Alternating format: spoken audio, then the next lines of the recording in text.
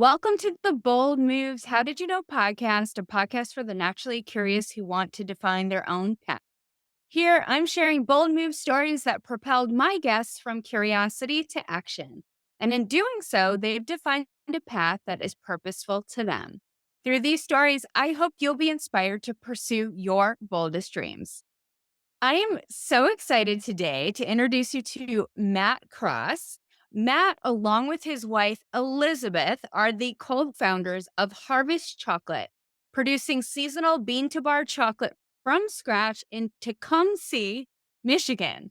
With a decade of experience in Michelin starred restaurants across the United States and a background in sales and marketing, Matt recently dedicated himself full time to his business, Harvest Chocolate.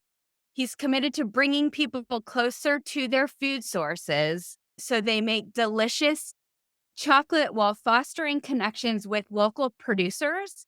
Their mission remains clear: to make their community a little bit more chocolatier.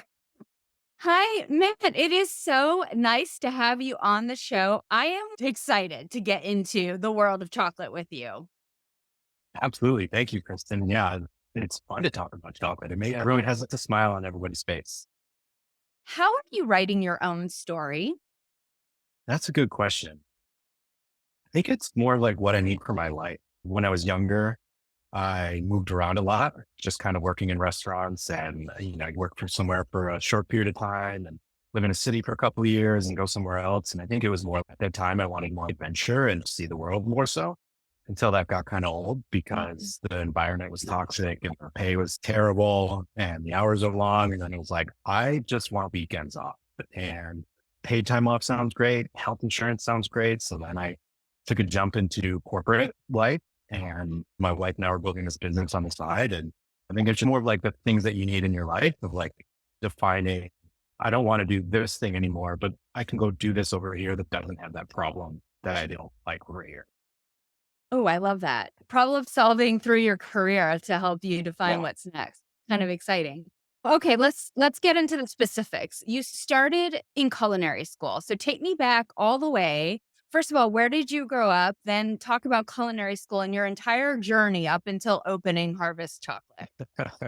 Oh man, that's a big question. Yeah. So I grew up in Rochester, New York, and I ended up going to culinary school in this little town in the mountains of New York State called Paul Smith College up near, it's like 2 hours from Montreal, and lived there for like 5 years.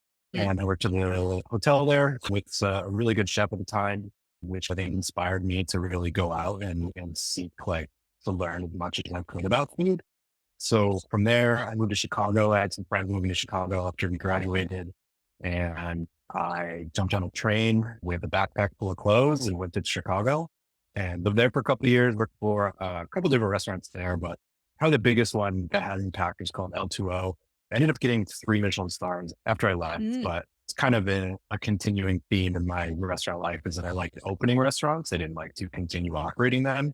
And then they go on later to do better. Let's see. After that, I moved out to San Francisco, worked at a few different restaurants there, Quint, which also went on to get 3 Michelin stars, Italian Cran, which went on to get 3 Michelin stars.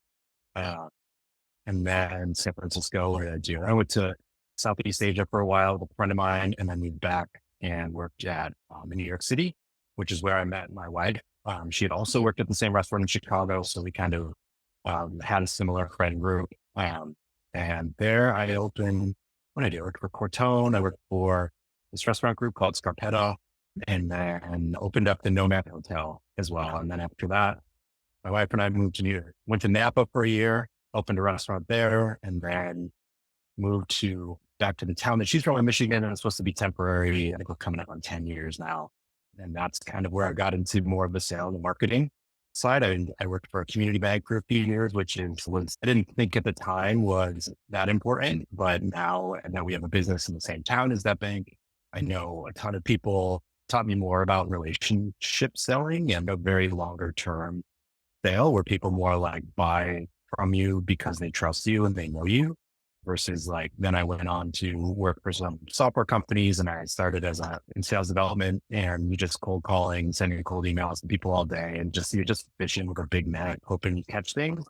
And it got kind of tiring. So I ended up company called Notch, which probably many of you know, does content marketing, analytics, or content intelligence, and ended up run their social and community. So they have a great community, pros and content, really great content marketers and content leaders, and doing a lot of their organic social and paid advertising. So it's a wide gamut, but as we got on working with, and I was working, I was spending my time, it just felt like I wasn't spending my time in the right place.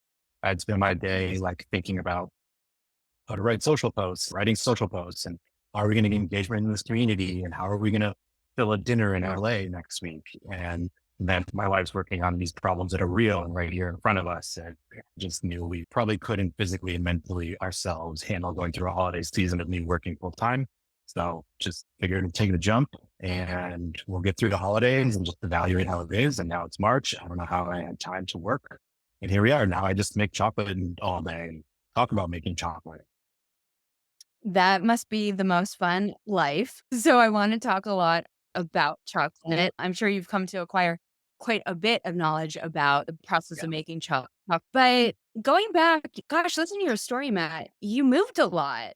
And it sounds like you were in the business of opening restaurants. And gosh, I almost wonder if like all those restaurateurs are calling you because once you open their restaurant, it's going to become a Michelin restaurant, which is a huge honor for restaurants, right? So pretty cool that you have that experience of opening restaurants that turned into Michelin star restaurants. But it took you, well, maybe not. Did you move because of the restaurant experience, or was that something that was really interesting to you to move all around? Kind of both. I think at that time, I don't know what it's like now, but at that time, you weren't really expected to stay anywhere for any length of time. It's like, the unwritten rule was you work there for a year and then you can go somewhere else. But I don't know if that mattered. So you could just show up in New York City and like get offered a bunch of jobs. Like they paid crap and worked all the time, but that was the way it was. And everyone just kind of moved around and you go to this city for a few years and you go live in that city. And so it was just kind of like the culture and just it was available. Like you can go rent a room on Craigslist and like didn't own anything really. So it was super easy to move. Did you learn anything about yourself during that time period that you take now into Harvest Chocolate? I think it's like adaptability.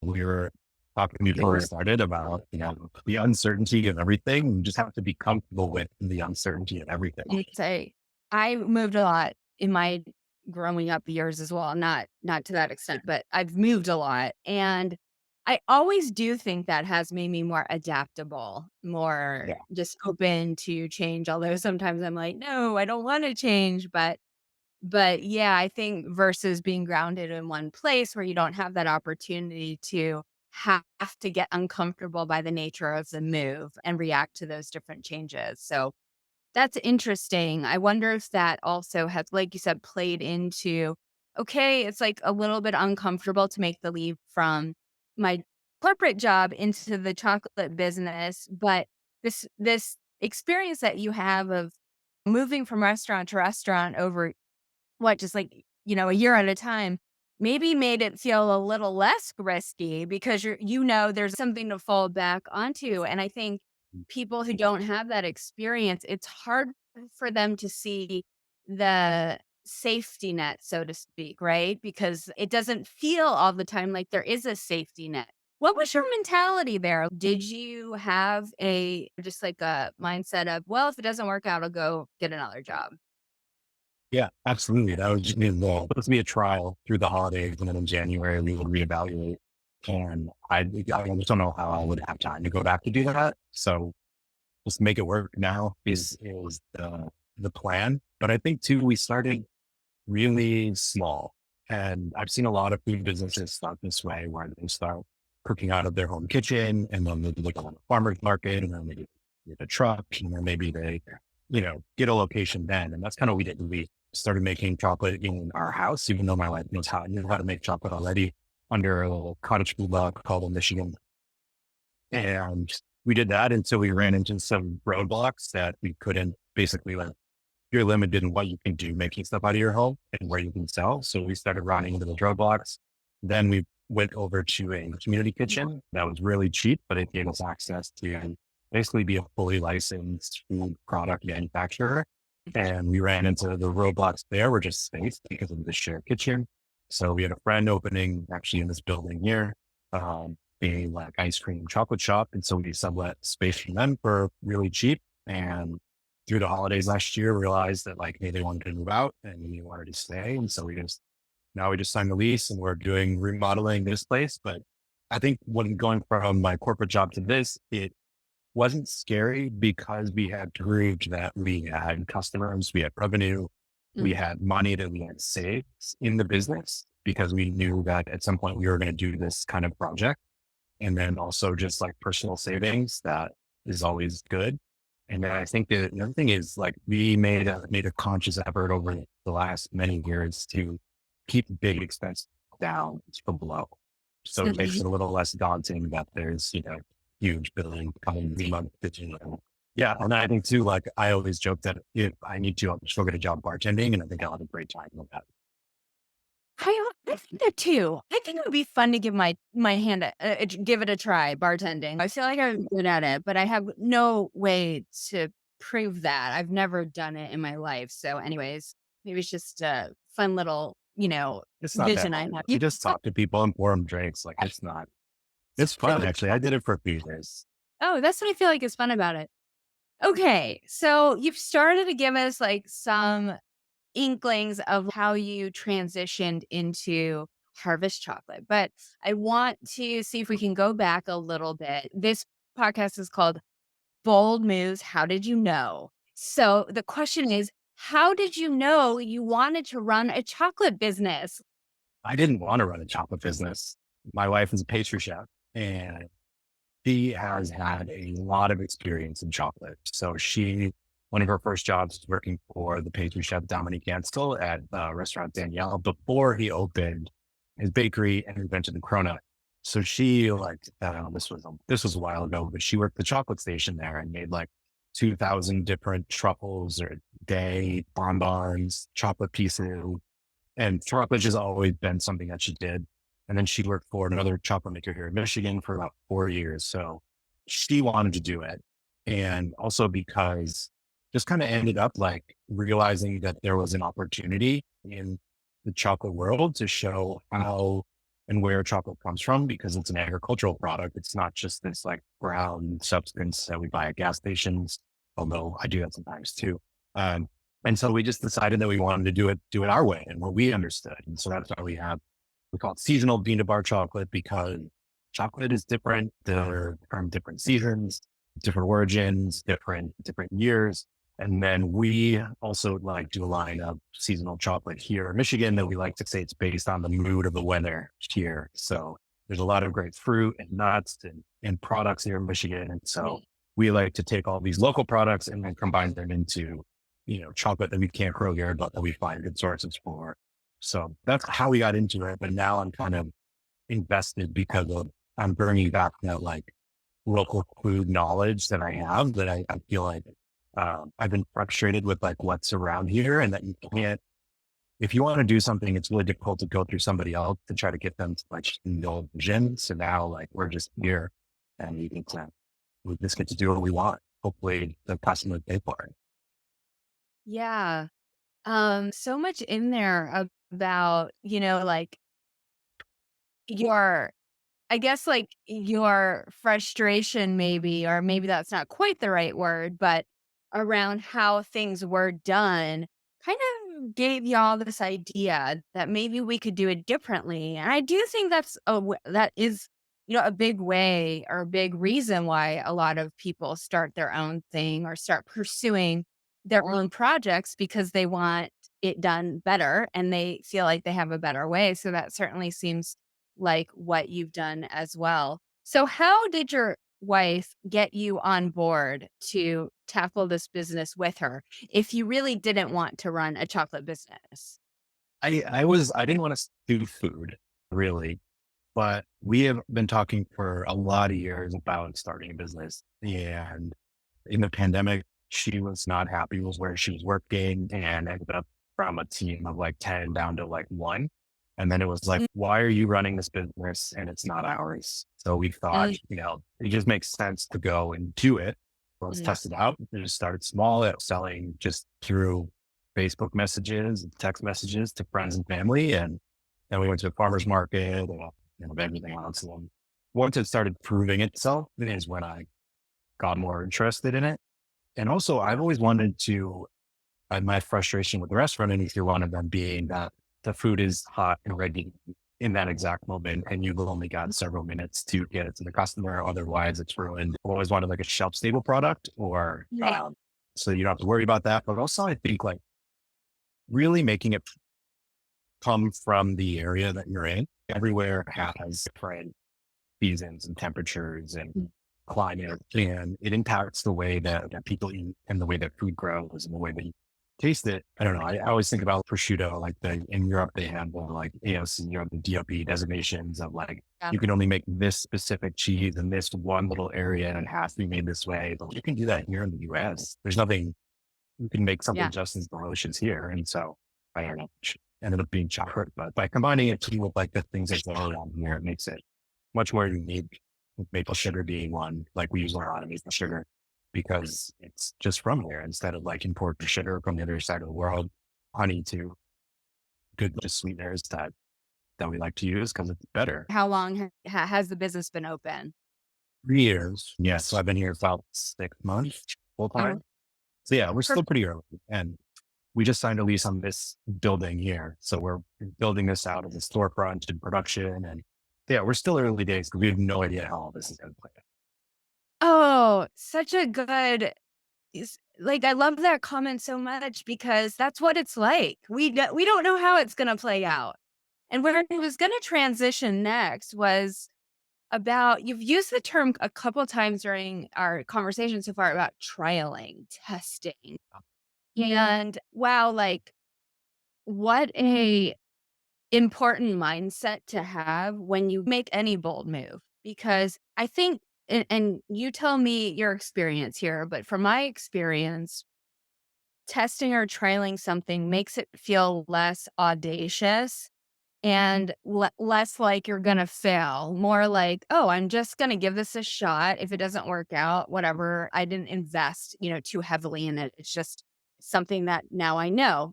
I've learned something and now maybe I can iterate on it or I can change directions completely." But I think it's more about the mindset. And so how about for you, like, you started to talk through how you trialed and tested the chocolate business, but Mhm. what specifically did you all do to prove out the model on these little incremental steps? Yeah, I think it's just simple in like getting in front of your customers and it's gotta be you and talk with them as much as you possibly can. For us, it's easy to get people to eat chocolate. So like I learned early on that like just put chocolate in somebody's mouth and then you can say whatever you want and watch their reaction. But that's really it, and then let the customers vote with their dollars and what works and what's good and just kind of keep following that. I think a lot of people think that you have to go and like write a business plan. We don't have one. I tried and there's like, doesn't make any sense. Like I'm going to like update it every other week, but like writing a big business plan and it being this daunting presentation that you need to give. And then you go to a bank and you ask them for money and now the clock's ticking. As soon as you do that, you're paying interest. You got to pay that loan back right away. And so I think that for us, what worked is the going to building our customer and this how we, you know, get the income to do the next step in the thing. And then you build advocates and you're building email lists and social media followers, and we're building links to our website and like all these things that take a long time, but are become huge assets as you go. And then you get advocates and friends and people who are there to support you and bring you opportunities somewhere else. And you don't have to do as much advertising for things because you're the expert and they know you. Just get in front of your customers and do the thing that you want to do. Yeah, I think also what you're saying in that is once you get started, the opportunities start to unveil themselves little by little as Yeah. well. Right, Matt? Like you don't know exactly all of the right steps at day one. But like you said, you connect with somebody, they say something that makes you think a different way. And then little by little, things come together from there. What's the boldest thing you've done so far with Harvest Chocolate and why? I think with harvesting, what we're doing right now, I think we're in the midst of the boldest move. When we started this, we had the idea of like building a little cabin on like some woods, and we would just make chocolate in this beautiful forest, and people would buy it somehow. I don't know how, but along that way, and uh, just testing, doing very small tests of everything we were doing, we found that like you have to be in front of people, and they have to see what you're doing, especially since we're making chocolate from scratch. So we source the cocoa beans and we roast them here, and then we grind them into chocolate. And so what that does is it makes it smell like chocolate again. It smells like brownies, and it's delicious. And it's the best marketing that you could ever buy. And it's free with the wood while we're making the product. So we ended up on Main Street in a small rural town, and there's some good foot traffic and events. We've been here for about 2 years, so we feel like pretty good and understanding about it. But it's also a very town that likes their history and what's been here before. And so this building has been chocolate and ice cream for like 40 years. And before that, it was a bank. And it's like 175 years old, which is interesting that we're just kind of like continuing this history of this building, and that everyone wants what was in the past. And they want those memories from the past, but then those memories will never be the same as what their Mm, brain is telling them of right now. I think that the boldest move is we're going to make is that we're going to have to take people to the future. You have to take them to making the new memories. And I think that's the move that we're making. And it's interesting. I've seen some other people do it around here successfully. I think they'll take to it because really it's just coming down to like just real ingredients of things. We make hot chocolate, and our recipe is chocolate, cocoa powder, sugar, and milk. Like there's nothing else to it. It's just like mom used to make. So I think those kind of things will resonate, but you have to educate on why it's not 99 cents. Like that's you have to sure. educate on that, but that's the big bold move we're working on right now. You're tackling new problems every day. Correct me if I'm wrong, Matt, but that's probably something that you're experiencing, right? What limiting beliefs do you have to overcome to keep on keeping on with your business, right? I'm sure that you have limiting beliefs and they can take you down, but what are those limiting beliefs and how do you just like push through? Oh yeah, that's a good one. And I guess like remind myself that these problems are going to happen. Like we're deciding on what kind of work we're having done on this space. And it's everything from, then you find out the cost of something, or this building is on the register of Uh-huh. National Historic Places, something like that. So like we want to do something and then we can't. And it took you 6 weeks to find that out. And you've already like paid for the plan to be made and like everything. And it's just, they're frustrating and they set you back. And I think that there's always emotion in the things that you're doing, and you have to accept it and understand it. But then really like we're the only, especially if you're trying to go out and do your own thing or anything, like there's nobody else. Like if we don't put the effort in, it's not going to happen. And so you just have to push through. It's part grit, Mm. determination, stubbornness, just like, I'm going to get this done and I'm going to succeed. Just understanding that this is part of it, that there's always, always, always, always going to be setbacks, roadblocks, and people that make you angry, people that you love, and things that don't go your way. And it's just it. And you just like push through and like keep thinking about like what you're really trying to accomplish. You've reinvented your career a couple times. Now you're running a chocolate factory or a chocolate business. I always think I'm thinking of like Willy It is Wonka a and the chocolate factory. It is factory. a factory. That's the So goal. great. And ultimately my goal is a chocolate printer, but we will pay the Oompa Loompas fair wages. I love that a lot. And when that happens, I'm going to come to your little town in Michigan and experience that for myself. But speaking of these career Yeah. reinventions, a lot of people come to me and they say, I want to make my next bold move. And I want to go from one field to another field, completely new field, like no skills in this other field. But I'm so tired of what I'm doing now. I'm burnt out. It maybe, like you said before, it doesn't check the boxes for me anymore. And I think this is what I want to do. How did you reinvent your career? Start way earlier than you think doing something, whether that's like finding like a meetup group or a community online or following some people online that are in that, just kind of like learning a little about it. And then something that worked really well for me is hiring somebody to write a resume and cover letter and all that stuff that took my like transferable skills and put them on a piece of paper for like that person. It seemed at the time way more money than I should have ever been paying. But if you can get a raise for more money than that or something that you want and you paid for them, it ROI is like really, really quick. It's really difficult to tell your own story. So it's nice to have like an outside perspective sometimes. Everyone has more valuable transferable skills than they be. When I like my restaurant skills, I think it goes back to like, restaurants are just, they're really hard to work at and long days and you just work through it and you work with some really intense people and you build like the mental fortitude to just keep going forward, which then helped me when I was working in corporate jobs of just like being back to being adaptable and all these things. What I thought were as a negative, nobody's going to hire me. I'm just this cook actually turned out to be really good skills that were really useful, like in sales, definitely. Mhm. Big, big message there about getting out of your own way, Matt. Yes. Yes. It is true. It's really true. Speaking of limiting beliefs, you can be like, I want to do that, but how are the skills that I gained over here even applicable to that thing?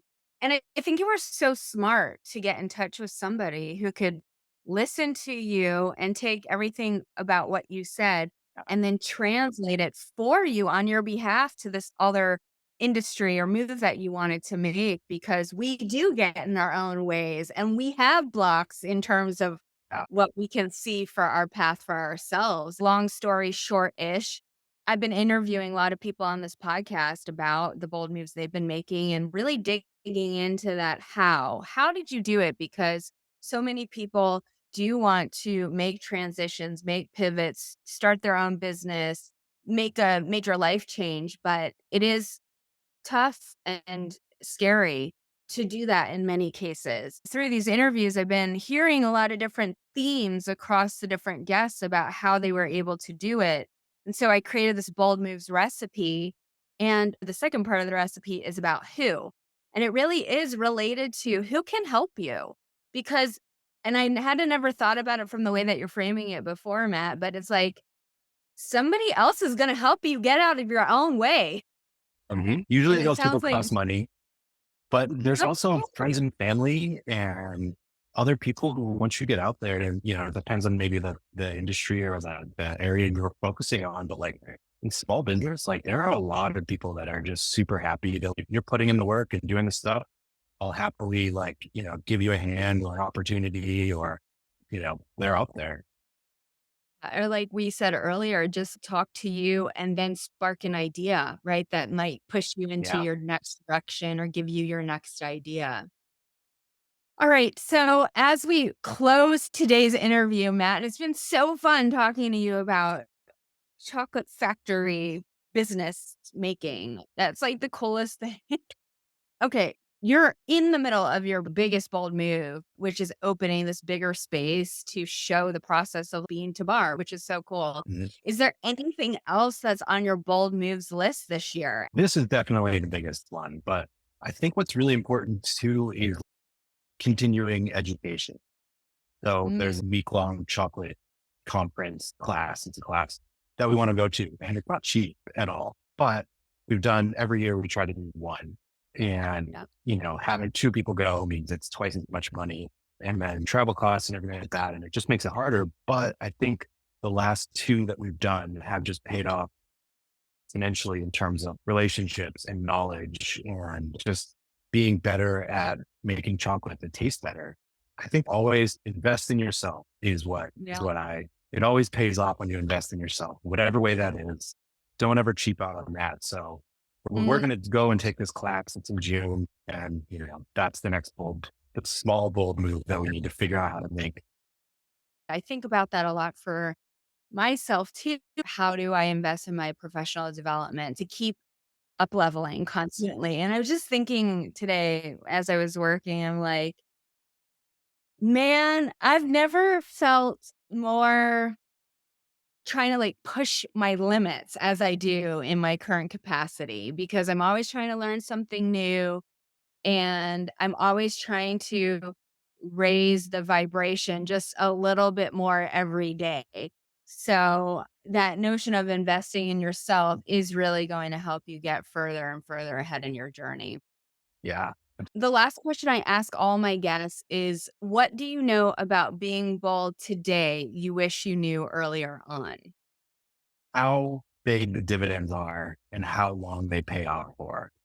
The more you're being bold and doing who you are Mm. and doing what you want to do, it will pay Mm. off in the future, even if it means that you failed on the first step or the second step or whatever. It doesn't matter. Failure is part of it. I think a lot about like the downside risk of failing. Like what are we comfortable with? Um, Mm. and if you're not comfortable with it, don't do it. Everybody's comfort's different for everything, but it goes back to the investing in yourself. You're going to learn to solve those challenges and problems, and you're going to meet people and just get out there and do whatever you're thinking of. That the dividends from bold moves pay off over and over and over and over again. You're so smart at this, Matt. You maybe pointing out. Yeah, I mean, this is why I love doing this podcast because I do really learn so much myself from everybody I interview. But you made me think about the risk of trying means you get to gain new skills, means you get to shift your perspective, means you get to learn new things you would have never learned, means you get to meet new people. So even if the idea or whatever it was that you were going after turns out to not work out, you've learned so much to enhance your life and you take that forward always. Yeah, I think we've all changed jobs before. We've moved places before. We've taken a chance on relationships have failed before. I mean, think of all things that you have done multiple times to get to the exact right place for you. Mhm. And so if that can give you confidence or not even confidence, but courage to take another shot, then, I think people just need to think about things a little differently in that way. I like that you said confidence, because I think that's it. That's what taking that bold move does. Even if it's not, doesn't go 100% the way that you think, it still gives you that confidence that you can always look back and say, I did that. And I'm proud of myself Mhm. for doing that. One of the justifications we used to start this business was we had been talking about opening or starting some sort of business for many years. And it was like, well, when are we going to do it? Like in 20 years, are we going to look back and say, remember that idea we had for a business that we never did? Or do we want to look back and say, yeah, we did that and hey, it didn't work out for these reasons and that's fine. We're happy we tried. Or hey, here we are. We're doing it. We still doing it. It's been so fun to speak with you today. I've loved connecting about Harvest Chocolate and your journey. If people, Matt, want to connect with you and the business, maybe they want to order chocolate. Who knows? Where can they go? How can they get in touch? Yeah, you can always connect me on LinkedIn. I'm fairly active on there generally. Feel free to send me questions, comments. I'm happy to talk to people. Harvestcraftchocolate.com is our website. We ship all across the US.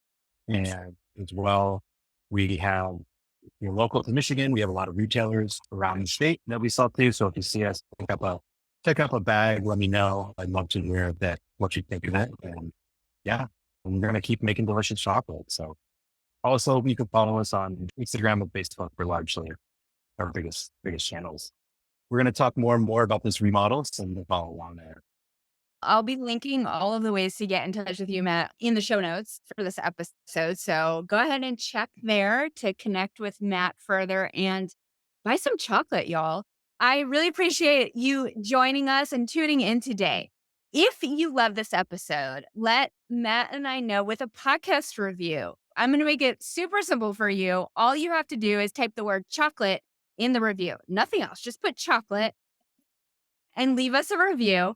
While you're there, make sure to subscribe to the podcast so you never miss an episode. And we'll see you in the next one. Bye for now.